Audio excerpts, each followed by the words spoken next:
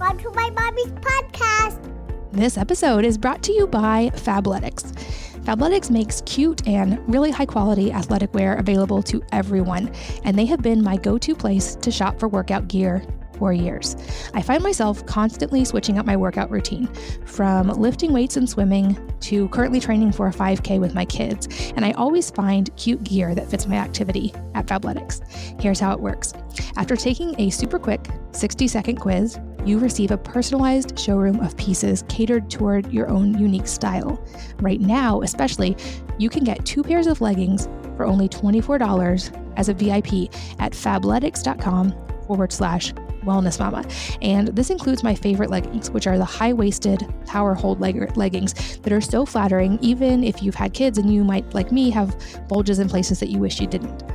A tip, make sure that you enter your email address at the end of the quiz, and they will send you exclusive monthly discounts and some seasonal sales, especially this time of year, that are really, really, really good. And you'll get the inside scoop about new collections that have not even released yet. So again, check out fabletics.com/wellness mama to get the 2 pairs of leggings for $24 and grab that deal while you can. And I recommend the power hold leggings. Check them out while they're still in stock. This episode is brought to you by Kion and the Kion Clean Energy Bar. Finding good snacks is tough, and finding snacks that are healthy, contain important nutrients, and that kids love can be an uphill battle. Many of the so-called healthy snacks that we can find contain sugar or processed ingredients, or they lack nutrients, so they leave you hungry and not satisfied soon after you eat them. And that's why I love Kion Clean Energy Bars. My kids love them for the taste. I love that they're all natural, made from real food ingredients, and they provide stable, long-lasting energy. Unlike many snacks, these bars contain 0 refined sugar or highly processed ingredients. They're real food bars that are naturally gluten, dairy, and soy-free and packed with electrolytes, vitamins, and minerals. Since they don't melt in heat or freeze in the cold, they are ideal to pack in school lunches or to send along with active kids as a snack. In fact, if you visited my house, you would often find 1 of these or 4 of these in the baskets of my kids' bikes or in their backpacks as they build forts and climb trees.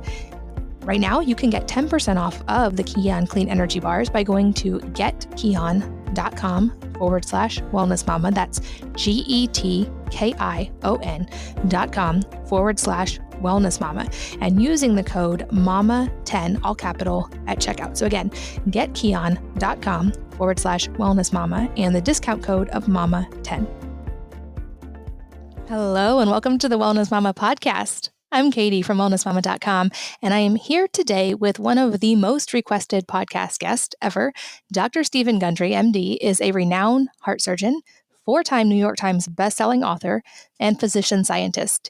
He's considered the leading expert in the world on a lectin-free diet as the key to reversing disease and boosting longevity, and he explains the science and the protocol in his book, The Plant Paradox. He also wrote a book called The Longevity Paradox, How to Die Young in a Ripe Old Age, where he talks about how to get younger as you age, and he certainly seems to be an example of that. He also has written several cookbooks, including the Plant Paradox Family Cookbook, which comes out right about the time you were listening to this and is available everywhere books are sold. This is one of my favorite interviews I've done. It's fascinating. We go into a lot of different topics, including autoimmune disease and how to reverse it, how to keep your family healthy, even things like we go deep on ApoE4 genes and a whole lot of fascinating science. And Dr. Gundry practices medicine still 7 days a week with his waitlist only clinics and helps thousands of people a year to get healthier. And stay tuned to also hear how some of his clinical studies that he's working on, they have a 95% reversal rate for autoimmune disease. So like I said, one of my favorite episodes that I have done, and I hope that you will enjoy it as much as I did. Dr. Gundry, welcome, and thanks for being here. Thanks for having me, Wellness Mama. I am so excited to have you. In fact, you are one of my most requested guests ever, and I'm so excited to finally get to chat with you on air. And I mentioned in your bio, you are well known for your book, The Plant Paradox, and I think that's a perfect place to start because I read it and really enjoyed it, and I know it caused a stir, to say the least, and you talk about lectins being a problem. So to start broad, can you give us an overview of what lectins are? Lectins are a plant protein that's a sticky protein, and they're designed by plants as a defense mechanism against being eaten. These, believe it or not, plants don't want to be eaten, and they don't want their seeds or babies eaten. So one of the ways they fight against being eaten is to produce these lectins, which like to bind to specific sugar molecules in us or any of their predators. And those sugar molecules line the wall of our gut. They line the lining of our blood vessels. They line our joints. They line the spaces between nerves. And when lectins hit these places, they are a major cause of leaky gut. They can break down the gut wall barrier. They're a major cause of arthritis. They're a major cause of heart disease. And they're a major cause, in my research, of autoimmune diseases. And so anything that a lectin can do to make its predator, us, feel bad, not do well, a smart predator says, every time I eat these particular plants or their seeds, I don't do very well, and I think I'll go eat something else. And that's the defense mechanism that plants use. That makes sense. So what would be examples of foods that contain lectins and some of the different types of lectins that are in these foods? Most grains have lectins, primarily in the hull, sometimes in the germ of the grain. So we're talking about, for instance, gluten happens to be a lectin. But there are other mischievous lectins in wheat in the hull called wheat germ agglutinin, which is probably even worse than gluten. They're present in all grains except sorghum and millet. Sorghum and millet don't have a hull and have been tested as lectin-free. They're present in all beans. Beans and legumes have some of the highest lectin content of any food, and that includes peanuts. Peanuts are a legume. They're not a nut at all. And that includes cashews. Cashews are part of the nightshade, not the nightshade family, poison ivy family. And anyone who thinks that cashews are good for them might chew on poison ivy and find out how bad that really is. I mentioned nightshades. The nightshade family include potatoes, eggplant, tomatoes, peppers, and even goji berries. And then there are also lectins in New World squash families, things like zucchini, things like summer squashes, things like cucumbers actually all have lectins, primarily in the peels and the seeds. So that's a good overview. Got it. So that sounds like a lot of foods. I know people who are not familiar with this may be thinking like that's half of what I eat. What would be on the converse? What would be some examples of foods that do not contain lectins? Well, interestingly enough, all of those foods that I mentioned, no human being ever consumed any of those foods until about 10,000 years ago when agriculture started. We did not eat wheat. It didn't exist. Rice began being cultivated 8,000 years ago. Things like the nightshade family, most of us come from Europe, Africa, or Asia. And all of these nightshade families are American plants. And so none of our ancestors ate any of these until 500 years ago. And beginning to be introduced to something in 500 years is like speed dating in evolution. And I think we haven't been able to catch up with adapting to these modern foods. So in answer to your question, we have been eating leaves and tubers for probably millions and millions of years. There's evidence that early man primarily got a lot of its food supply by tubers, including, fun fact, those little tiger nuts, which are actually not nuts at all, but little underground tubers. And there's some pretty cool archaeologic evidence that we consumed quite a bit of tiger nuts in the past. But yams, for instance, are another thing. And all the leafy green vegetables. Great apes, like chimpanzees and gorillas, eat mostly leaves. And we started as one of the great ape families. That is really fascinating. So to clarify one point on this, because you just mentioned a lot of vegetables and even tubers that are sources of starch, I think that there was some misconception with the plant paradox. People thought it was essentially a carnivore diet, or that you were saying to avoid all plants. And that's certainly not the case at all. But can you just clarify that a little bit? Yeah, this is not a carnivore diet. It's the antithesis of the carnivore diet. I'm actually very plant friendly. In fact, there's a vegetarian and vegan version of every one of my recipes in every one of my books. And I'm secretly trying to make people pretty close to a vegan as possible. My wife and I eat pretty much vegan during the week. Then on the weekends, we add usually wild shellfish or wild fish into our repertoire. Now, the reason I think people think that this is a carnivore diet, the carnivore diet folks have jumped on the lectin bandwagon because, quite frankly, all plants have lectins in them. And my point in the plant paradox is that there are some plants that we have eaten for literally millions of years. And our bacteria, our microbiome, has evolved to handle those particular lectins and eat them, and also teach our immune system that, yeah, this plant has a lectin, but hey, you don't have to get all upset about it because you've seen this lectin for, a million years, and, don't get your shorts in a wad. So, and I think that's the difference. The carnivore diet folks say, okay, well, every plant is bad, and so we ought to eliminate all plants. That's, I think, taken to an extreme. I will say this about the carnivore diet. In a way, it is the ultimate elimination diet. And I do have patients with severe IBS or leaky gut that even raw vegetables, particularly raw cruciferous vegetables, are really mischievous, introducing them initially into the program. And I write in all the books, and some people don't read closely enough, but if you do have IBS or leaky gut or diarrhea, then raw vegetables are way down the list that you should add to your diet. And if you want those vegetables, you need to cook them and to an inch of their life, make them kind of mushy. Particularly a pressure cooker really helps. Let's talk about that a little bit more. I'm a huge fan of pressure cookers and Instant Pots, and I have actually several of them. But how do pressure cookers help with lectins? So there's good evidence that all lectins can be destroyed with the application of high heat and high pressure simultaneously. The exception to that is gluten.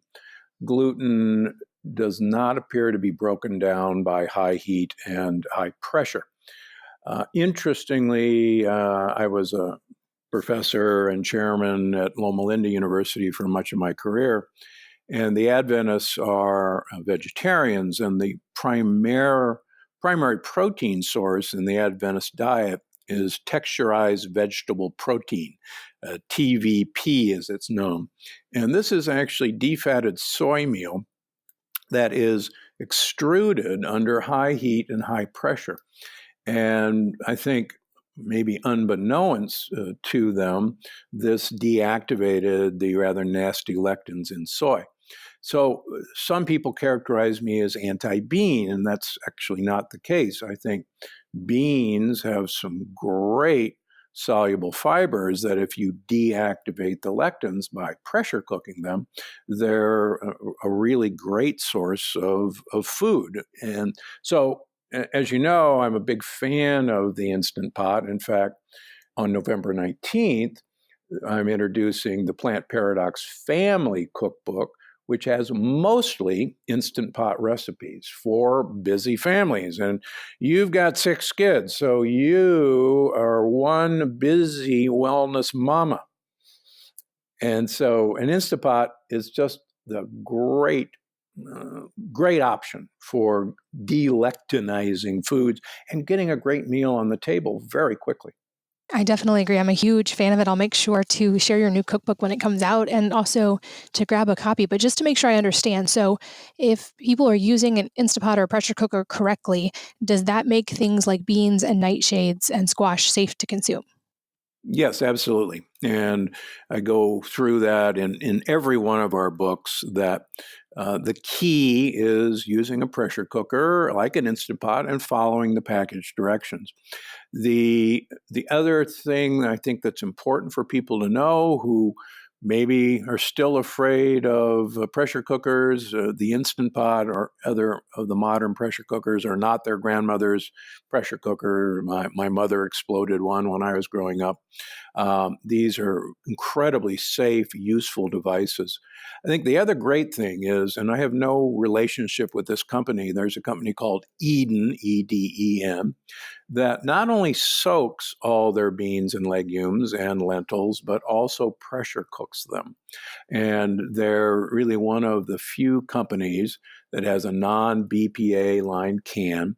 And just give you an example, I ran home from filming in San Francisco a public television special Wednesday night, and I opened a can of Eden garbanzo beans, threw in a bunch of chopped onions and half a head of radicchio with some Italian herbs and stirred it all around, and that was dinner. And so you can report that Dr. Gundry admitted to eating pressure cooked garbanzo beans. Oh my gosh. Newsflash. I have it on the record now. We have record of this. What about grains? So you mentioned sorghum and millet did not have lectins. Does that make them okay as is to consume? Yeah, I think they're really a great underutilized grain. Uh, Both sorghum and millet you can make into oatmeal, which has the texture, which has the flavor. I'm a sucker for sorghum popcorn. Sorghum popcorn looks like miniature popcorn. It smells like popcorn. It tastes like popcorn, only it's really tiny. And I think it's another underutilized grain. Now, one of the things that I talk about in all my books, these should be used not as the mainstay of anyone's diet. I think they are additions to a diet. They still have a lot of starch that breaks down into simple sugar. And one of the things I've seen through the years in dealing with my patients is that a lot of people see my list of friendly foods, yes page, and look at the resistant starches and say, oh, I can have unlimited amounts of sorghum or yucca or millet. And I've tested this on myself, and I'll have a bunch of sorghum popcorn and then check my blood levels of triglycerides. And sure enough, if I'm munching even couple cups of sorghum popcorn as a snack. Within a week, my triglycerides are elevated. And as people have heard me talk, that's really bad long term for heart health. That makes sense. Let's go a little deeper on that because I think that there's also a misconception that you are just by default low carb or that you recommend a low carb or keto type diet because a lot of these foods that contain lectins are also high carb, but you are a heart surgeon as well as a research scientist. So give us the lowdown on that. What do you personally consume carb wise and what do you recommend for your patients? Well, so I'm actually, as you probably know, or as people know, I have a ketogenic version of my diet that I use for anyone who is insulin resistant or pre-diabetic or diabetic, who has issues with cancer. I treat a lot of patients with cancer with my version of the ketogenic diet. But my version of the ketogenic diet is plant-based in that I want people to consume about 80% of their calories as primarily olive oil and or avocados. And that's where the vast majority of their calories should come from. I literally want people to consume about a liter of olive oil per week. And as strange as that may seem, that's 10 to 12 tablespoons of olive oil per week. My wife and I go through about a liter and a half of olive oil every week. So, and David Perlmutter, a good friend, he and his wife each have about a liter of olive oil per week. And you can look at any of us, and we're certainly not overweight. In fact, there's a beautiful study out of Spain forcing people to use a liter of olive oil per week for 5 years at the age of 65. And they actually lost weight during that time period, and they had improved brain health and memory, and they actually reduced their incidence of coronary artery disease by 30%. So back to your original question. I believe that most of the food that we eat should be to get olive oil into our mouth. In other words, the purpose of eating broccoli is to get olive oil into your mouth. The purpose of having a salad is to get olive oil into your mouth. In fact, when I pop sorghum popcorn, I pour olive oil over it. And in fact, in my previous cookbook, I recommended that people, instead of butter on their approved waffles, pour olive oil on it. And people go, wait a minute, olive oil on waffles? Well, it's a fat, and it's a good fat. So why not use the waffle to deliver a good fat like olive oil? Everything goes better with olive oil. I'm a huge fan of olive oil as well. I'm glad that you are such a supporter. So another thing I'd love to go a little bit deeper on. So I first really started learning about lectins, starting with gluten, but then all of the others when I was in the really bad part of having Hashimoto's. And so I was trying to figure out what was wrong with me. And I eventually figured out it was Hashimoto's. And for a long time, I had to be very restrictive with my diet, and I'm much less so now. But let's go deep for a little while on the lectin autoimmune disease connection. Can you start by explaining what's going on in the body that there's that link? Yeah, I think the first person to talk about this was Lauren Cordain from Colorado State University, who I think is the true father of the paleo diet. And Cordain postulated that one of the things plants do is molecular mimicry. And the best way to explain this is lectins are proteins, and our immune system is set up with literally barcode scanners that read the barcode on all proteins that enter us. And the immune system is educated as to which proteins are friendly, that they've got a valid passport, or which proteins are on the no-fly list. And I'll give you an example. If a splinter is under your skin, it gets all red, and that's your white blood cells attacking that foreign protein. So lining the wall of our gut is about 65-70% of all the white cells in our body line our gut wall. So if a foreign protein, like a lectin, makes its way across the border, our immune system scans the barcode on that protein and says, that's a bad protein, and number one, we should mobilize the troops and kill this guy. But we should also memorize what this barcode looks like, so that if we ever see something that looks like this barcode again in our body, we will attack it. Now, I think plants are a lot smarter than people give them credit for.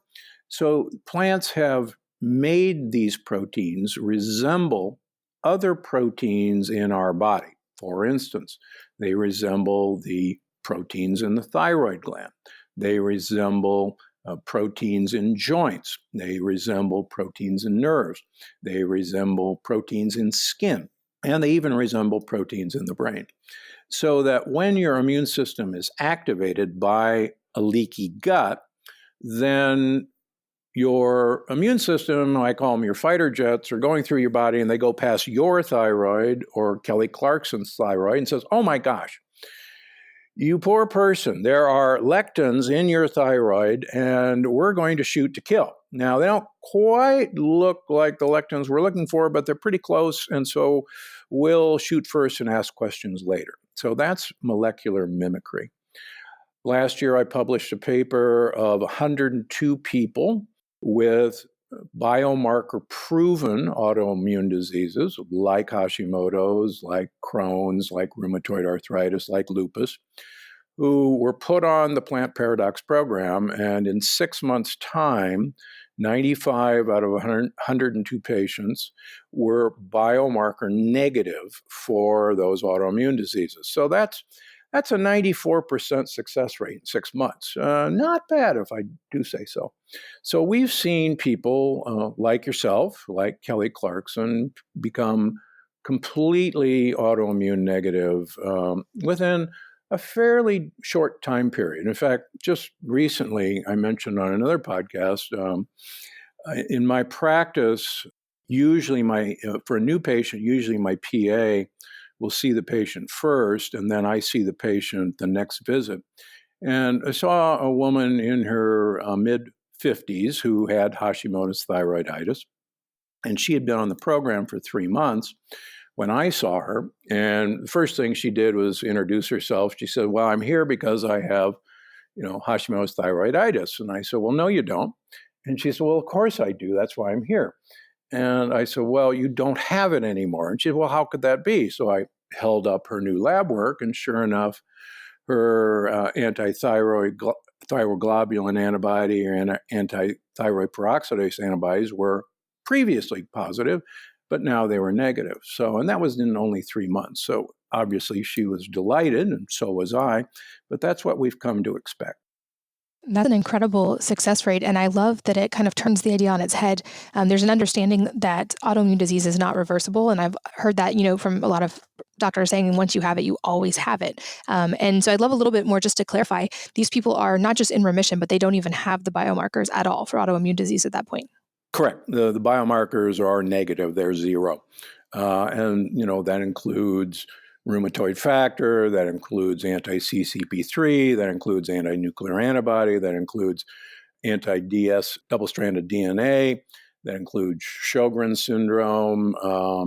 We've seen reversal in, so far, every autoimmune disease we've tackled, including MS. We've recently, let me give you another example. There's some beautiful new tests looking at attack on brain myelin that's measurable with tests. We've got anti-cerebellar antibodies. Recently saw a gentleman, a young man in his mid-30s, a very successful businessman, young wife, who had brain fog, for lack of a better word. And he came to us, had autoimmune markers for lupus, but also had two markers of his brain being under attack, one of them a demyelination antibody. And we put him on the program, and he travels a lot. And I saw him back after 2 months. He said those 2 months were the most difficult that he's ever had in his life. He hated me. But his wife, to keep him on track, actually made all his meals and packed them for him while he was traveling. Because, he's a 35-year-old guy who's got markers for MS and his brain doesn't work. So he said, after 6 weeks, he said, I really began to start liking you. And so let's see what we got. And sure enough, his marker for lupus, anti-nuclear antibody, was gone. But I think most encouraging was that both of his brain autoimmune markers were now turned off. And that just gives you the power that people have to take control of what many doctors are telling them, well, you got MS and you're just going to have to live with it. And, Terry Walls perfectly proved that this is something people do not have to live with. This is something that's reversible. And these are fixable problems as long as we repair the gut barrier. And I think, and my research over the last 20 years has stood the test of time, that Hippocrates was right, that all disease begins in the gut. And I've added to that all disease can end in the gut if we stop a leaky gut from occurring. And if lectins are one of the major causes of leaky gut, and I and others believe they are, then getting lectins out of the diet is a first step. I love Dr. Walls. Her work is so encouraging as well. And I'm guessing there's a lot of people listening who are going, oh my gosh, is this actually possible? I have XYZ autoimmune disease. Where do I start? And I know that obviously they need to get the Plant Paradox, and we'll talk about your new book in a couple minutes as well. But Can you kind of give us just a broad overview, both as a doctor and as a researcher, what you think an optimal diet for most people, short of like a specific issue, looks like? Like, where should we begin with the good? Well, like principle number one of the plant paradox is what I tell you not to eat is far more important than what I tell you to eat. And I can't emphasize that enough. Um, it's the foods that you remove from your diet. And if you want to call it an elimination diet, that's fine with me.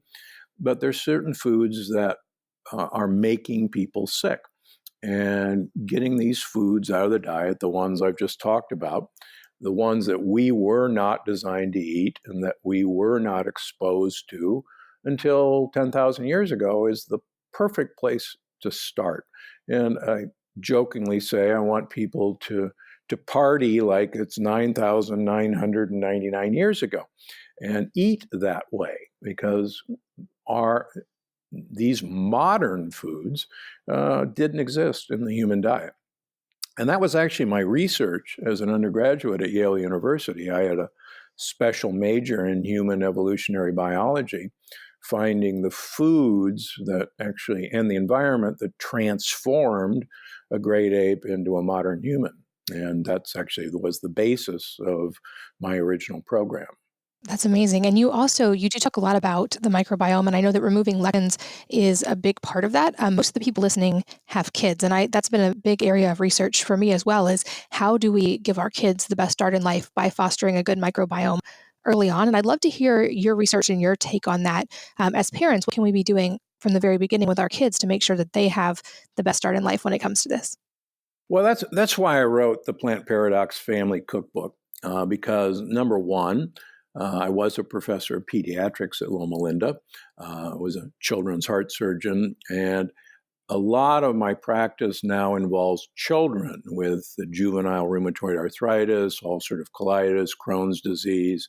I see a lot of children with asthma and eczema that have had no results elsewhere.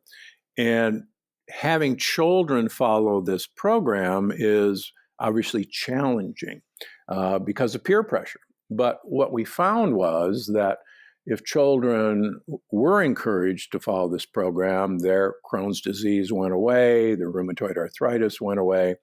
And if they slipped, even if they cheated one time, had a cupcake at a school party, that they would flare immediately. And one of my patients early on said, feeling good never tasted so good. And I think that's a really important point. So how do we do this with our kids? I now have two young grandchildren, and bless my daughter and her husband's heart, they have fed their kids with the plant paradox since day one, and they're both thriving, 3 and 5-year-olds now. One just started kindergarten, and they cook in the kitchen. I think that's one of the most important things you can do, is involve your kids in making things very early.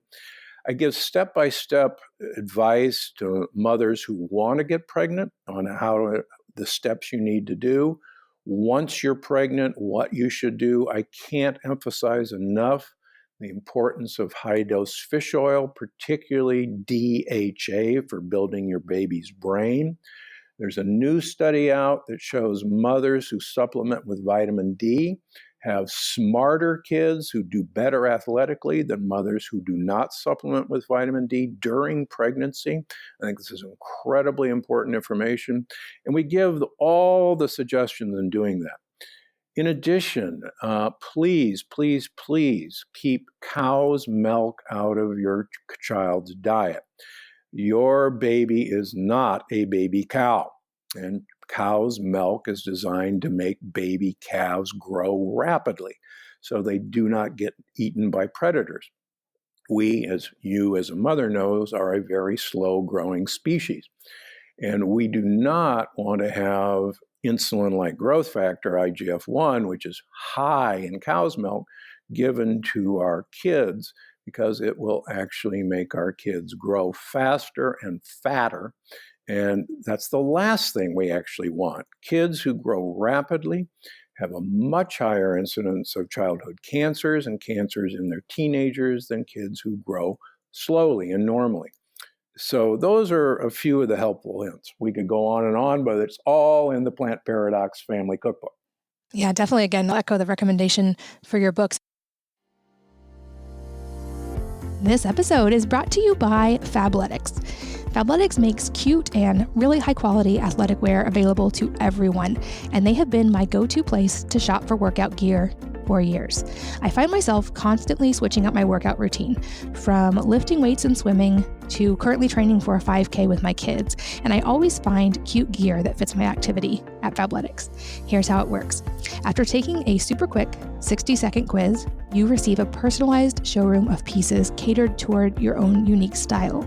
Right now, especially, you can get 2 pairs of leggings for only $24 as a VIP at fabletics.com/wellness mama. And this includes my favorite leggings, which are the high-waisted power hold leggings that are so flattering, even if you've had kids and you might, like me, have bulges in places that you wish you didn't. A tip, make sure that you enter your email address at the end of the quiz, and they will send you exclusive monthly discounts and some seasonal sales, especially this time of year, that are really, really, really good. And you'll get the inside scoop about new collections that have not even released yet. So again, check out fabletics.com/wellness mama to get the 2 pairs of leggings for $24 and grab that deal while you can. And I recommend the Power Hold leggings. Check them out while they're still in stock. This episode is brought to you by Kion and the Kion Clean Energy Bar. Finding good snacks is tough, and finding snacks that are healthy, contain important nutrients, and that kids love can be an uphill battle. Many of the so-called healthy snacks that we can find contain sugar or processed ingredients, or they lack nutrients, so they leave you hungry and not satisfied soon after you eat them. And that's why I love Kion Clean Energy Bars. My kids love them for the taste. I love that they're all natural, made from real food ingredients, and they provide stable, long-lasting energy. Unlike many snacks, these bars contain 0 refined sugar or highly processed ingredients. They're real food bars that are naturally gluten, dairy, and soy-free and packed with electrolytes, vitamins, and minerals. Since they don't melt in heat or freeze in the cold, they are ideal to pack in school lunches or to send along with active kids as a snack. In fact, if you visited my house, you would often find 1 of these or 4 of these in the baskets of my kids' bikes or in their backpacks as they build forts and climb trees. Right now, you can get 10% off of the Kion Clean Energy Bars by going to getkion.com/wellness mama. That's GETKION.com/wellness mama, and using the code MAMA10, all capital, at checkout. So again, getkion.com/wellness mama and the discount code of MAMA10. Then you mentioned in kids that they were even able to see reversal of autoimmune symptoms, and certainly in adults, there's studies on this as well, but that it took complete adherence and no cheating. And so I'm curious how you respond, because I get these 2 people who say this is way too extreme, everything in moderation should be fine, like you don't have to completely avoid it. I'm just curious how you answered those types of questions. Well, in the paper that I published at the American Heart Association and Lifestyle and Epidemiology meeting on the patients with autoimmune disease, 7 of the patients subsequently, once they were in remission or cured, had no biomarker evidence of disease, started liberalizing their diet. And all of those 7 people relapsed. The good news is once they went back on the program, they cured themselves again. They went back into remission. And that's what we see. I lectured at Harvard 2 years ago at the neurosciences meeting. And after giving this evidence, one of the professors said, well, that's ridiculous. Everything in moderation. What do you say to that? And I said, well, that's fine. If you want moderate heart disease, if you want moderate arthritis, if you want moderate dementia, and if you want moderate autoimmune disease, then please do that. But who in the world would actually want that? It's preventable. These problems do not exist in societies that eat like us. And I mean, believe it or not, when I was in medical school, autoimmune disease and childhood cancer were were aberrations. They were oddities. And now every commercial we see on TV is for, a happy person smiling with their autoimmune disease because of an immunosuppressant drug. And people forget that I was a transplant immunologist. I'm world famous in xenotransplantation and how to fool the immune system to accepting a pig heart as normal. And what I've taken with my knowledge of autoimmunity and immunity is bringing that into, okay, we know what the immune system is looking for. Let's calm it down. And this is fixable. That makes so much sense. And a couple more questions I know that will probably come up and that are probably common questions for you. You talk about how you eat seafood on the weekend, and there's often a conception in the natural health world that things like shrimp and crab aren't good for you because they're bottom feeders or they're filters. And so I'm curious your take on that. This is one of my favorite questions. I have a very good friend who's a professor at the University of Texas in Galveston, which is one of the shrimp capital of the world. And he delights in telling anyone who will listen that a shrimp is not a bottom feeder. They are free swimmers, and they are caught with trawlers and nets, and so they are absolutely not bottom feeders. I used to live in Baltimore, Maryland. I can assure you that crabs are not bottom feeders either. They actually are free swimmers, and in fact, there's a Pulitzer Prize winning book that I recommend to anyone about the watermen of the Chesapeake Bay called Beautiful Swimmers, which is about crabs. And so that's one of the great misnomers of all time. Incidentally, mussels may be one of the greatest health foods known to mankind. They are regenerative creatures. They actually filter about 6 gallons of water every day. They do not accumulate toxins, and they clean the ocean, and they actually do not use up any energy. So they're really one of the best foods that you can eat. That's great to know. And what about fruit? I know that's a common food for kids. You didn't mention it as being a source of lectins. So I'm curious your take on fruit. So 2 things on fruit. We forget at our peril that a few short years ago, fruit was only available seasonally during seasons that primarily were summer and early fall, and that the rest of the year, unless you lived in the panhandle of Florida, you didn't have fruit during the winter. In fact, there's volumes of research that show that great apes only eat fruit during the summer, and they eat fruit to gain weight for the rest of the year. In fact, fruit consumption, fructose, is one of the best ways to gain weight that there is. Let me give you a recent example. I recently appeared on the Kelly Clarkson show because she cured her Hashimoto's by following my book. All she did was read my book. She never met me.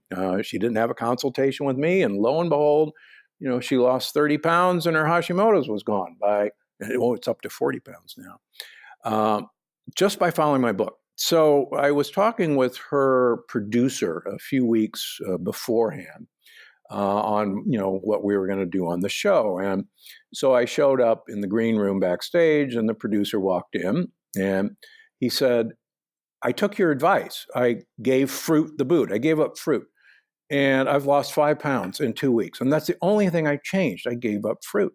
He said, how did you know? And I said, well, because we use fruit to gain weight. Fruit is not a health food for children, and particularly fruit juice. There's a recent study in the British Medical Journal showing that fruit juice consumption is a leading cause of cancer. And we have to understand that cancer cells vastly prefer fructose, fruit sugar, over glucose. And so, give fruit the boot. Now, the berries are great. Pomegranate seeds are great. Persimmons are in season right now. Those are some of the safest fruits you can eat. But this should be a treat. We should treat fruit as what it is, and that's dessert. It is not a healthy snack. You're much better off giving your kids a handful of walnuts or pistachios or macadamia nuts as a healthy snack rather than a healthy piece of fruit. And to elaborate on that, most fruit in this country is brought over incredibly long distances from Argentina and Chile and even Mexico, and it's picked unripe and then ripened with ethylene oxide. And unripe fruit actually has lectins in it. I am old enough to remember eating green apples as a kid and suffering what we called the green apple two-step, which was pretty impressive diarrhea. And that's because the lectins in green apples were designed to not make you eat that fruit until the seeds actually had a peel on them that you couldn't digest. And then the plant actually wanted you to eat its fruit. That's how it works. And that's really fascinating. So as an action step, you're saying things like local seasonal berries when they're in season as a treat, that's totally great. It's just eating all fruits year round, like we live on a tropical island, confuses our body basically. Yeah, exactly. And it's really one of the major causes I see of weight gain in this country, of insulin resistance in this country, and heart disease, quite frankly. It raises triglycerides. Triglycerides are the first form of fat that we make from sugars. And also, by the way, fructose is a toxin. And it's such a toxin that we carry it immediately to our liver, where it's detoxified into triglycerides, which is a fat, and uric acid. And uric acid causes high blood pressure, and it also causes kidney stones and gout. So we always have to go back to realize that fructose is not our friend. Fructose, oh, by the way, is a mitochondrial poison. So why anyone would want their kids consuming a mitochondrial poison is beyond my comprehension. That's such a great explanation. And as some really important people in my life get a little older, my parents, and also as I get older myself, you also are well known for your book, The Longevity Paradox. So to switch gears a little bit, explain to us what the longevity paradox is. Well, we all want to get old, but live a long time, but we don't want to get old. And that's actually the longevity paradox. We look kind of into the future and getting old. We don't want to die, but getting old doesn't look very good. It means hip and knee replacement. It means stents or open heart surgery. It means maybe not remembering your loved ones' names or ending up in a skilled nursing facility or assisted living. And none of that looks particularly good. What we really want to do, the subtitle of the book is, we want to die young at a ripe old age. And that's what we want. And it's actually achievable. And the purpose of the longevity paradox is to give people the hope and the evidence that it's never too late to make changes in your life that will change your life around. And the examples that I see in my practice, and I see patients 7 days a week, because I learn from my patients. I learn what happens when I ask them to do certain things. I learn from their blood work, what works, what doesn't. And, I can't resist not seeing patients every week, every day, because every day I get to learn something new from one of my patients. And, what a tremendous gift my patients are to me. So the longevity paradox is how to get young no matter how old you are.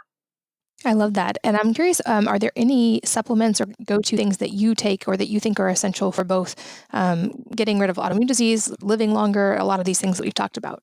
Well, as you know, I formed my own supplement line, Gundry MD, 3 years ago now. All the supplements that I manufacture are based on my research in tens of thousands of patients, looking at their blood work and their response to certain ingredients. So I'm obviously biased that there are some really good things that people should take.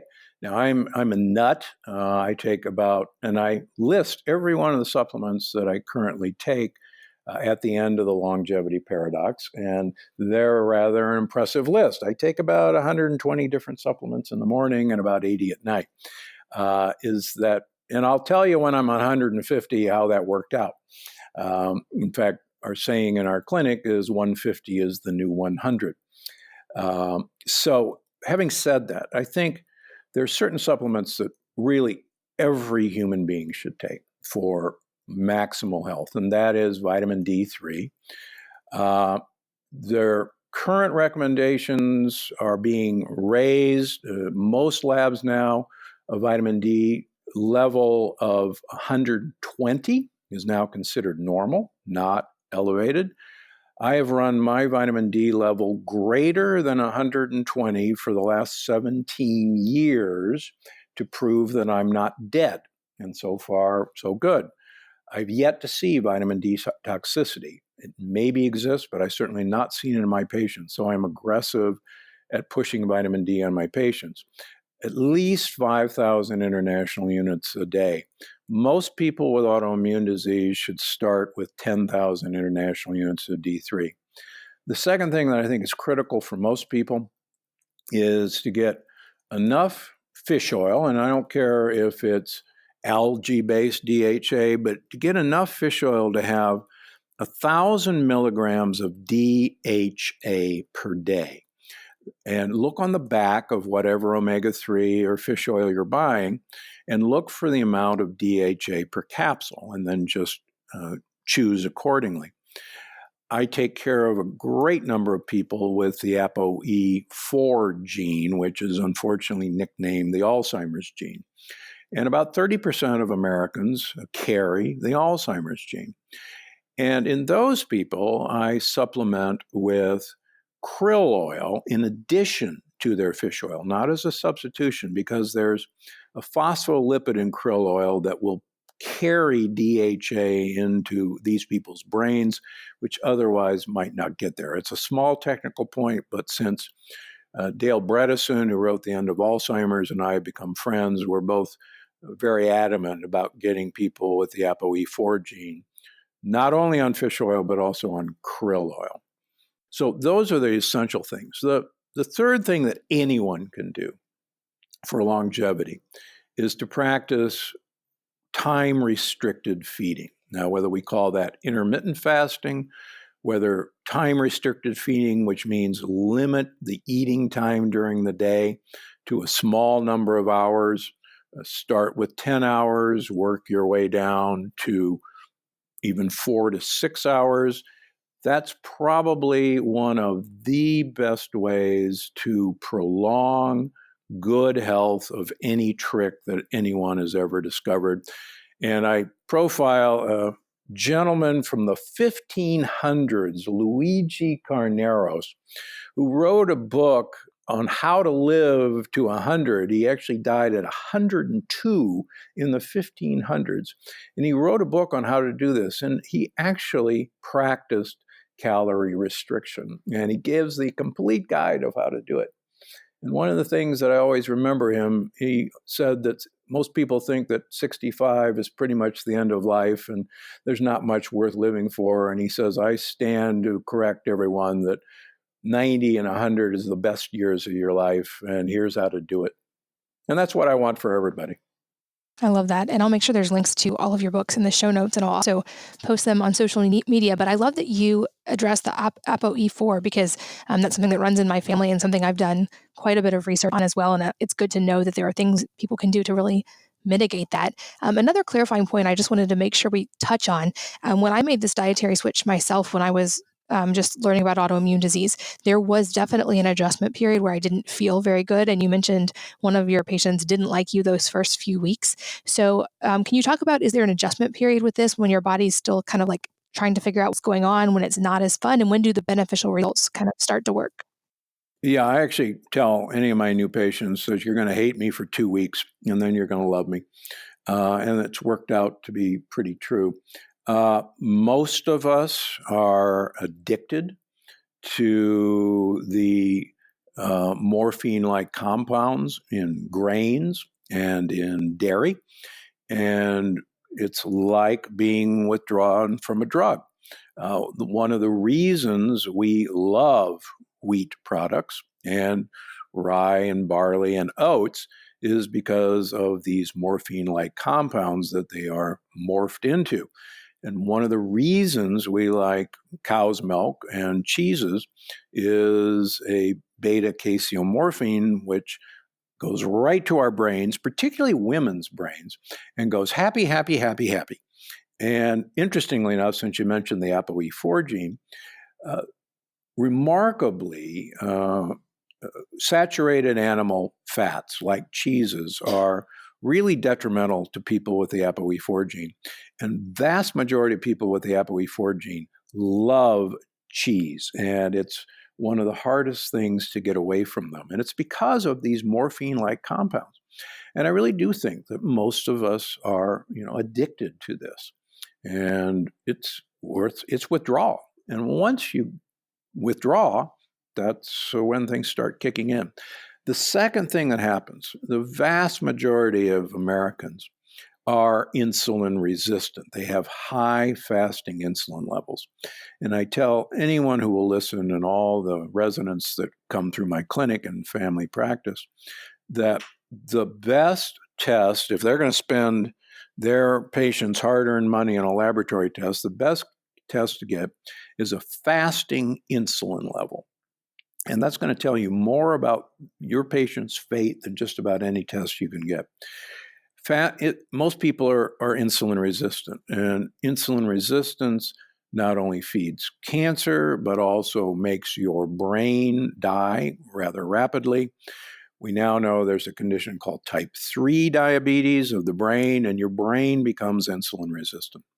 And so when people go on a program like my own, they're not able to actually get to the fat cells and make ketones. You mentioned the ketogenic diet earlier. And so they really crash and burn because they don't have what we call metabolic flexibility. They can't change on a dime from burning sugar as a fuel to burning fat as a fuel. And I talk about this and how to get around it in all my books. And it's a big factor in making this transition easy for people. Amazing. And again, I know I've said it a couple of times, but I definitely recommend all of your books. I've gifted them to my parents and to a lot of people I love, and I'll make sure they're linked in the show notes, but of course they're available anywhere books are sold. And speaking of books, I love to ask, mainly selfishly for my own ideas, if there are any book or books besides your own that have really impacted your life that you'd recommend. Well, actually, in my grade school library, when I was 10 years old, I found a book called All About You. And it actually changed my life at 10 years old. And after reading that book, I decided to become a doctor. And one of the things you're a mother, and you probably already know the importance of reading to your kids, number one, and getting your kids to read. I think just reading opens up so many doors. Early in my lectin research, I was most impacted by Michael Pollan's really first book, which was called The Botany of Desire, about how plants are intelligent, thinking creatures that manipulate animals for their benefit. And it just was tantalizing how smart plants are. And I think it really set the stage for me to give plants the credit they're due. I love that. And reading is a huge, huge part of my life. Even in the busiest of times, I'm sure I get in time, like at least 30 minutes to read each day. I think that's such an important thing for all of us.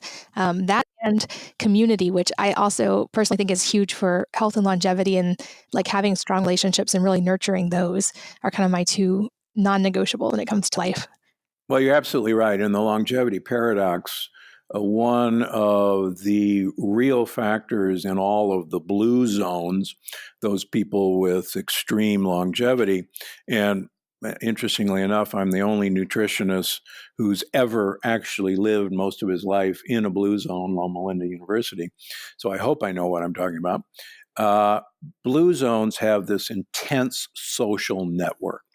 And it's this social network that is really critical to longevity.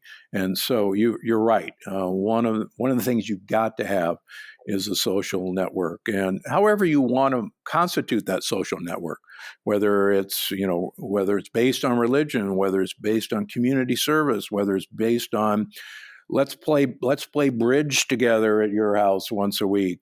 Let's mothers against drinking alone on a Friday night. I'm just making that up.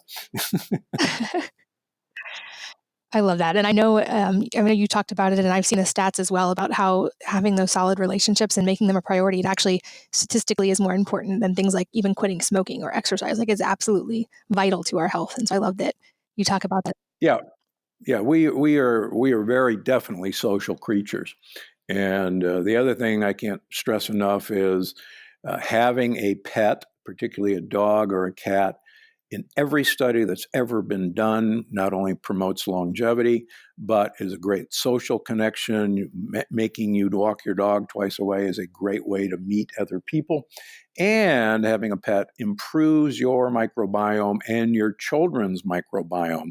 And in fact, mothers should realize that children who have pets introduced early in their life have far less allergies and far less eczema than children who don't have a pet. It's exactly the opposite of what many mothers are taught.